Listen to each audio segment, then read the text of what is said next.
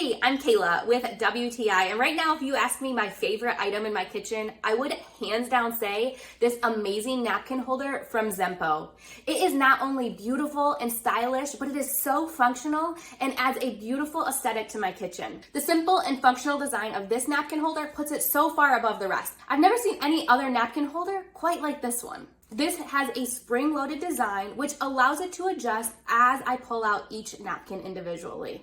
I also love that when I pull a napkin out, it comes out as a single napkin. I am not pulling out a bunch at a time. Because that spring holds onto it so nicely, it only takes out that top napkin. This doesn't just have to be used for napkins either. My coffee filters fit perfectly in here too.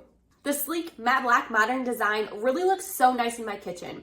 I also love that it is so small and simple, it's extremely portable. So sometimes I like to leave it on my countertops, other times I want to move it to the dinner table. The small footprint of it allows me to put it wherever I need to use it most at the time.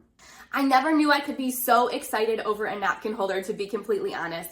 But from every last detail to the self-adjusting feature to even the anti-slip pads on the tip that hold the napkins in place to the beautiful black modern look of this, I just love everything about it.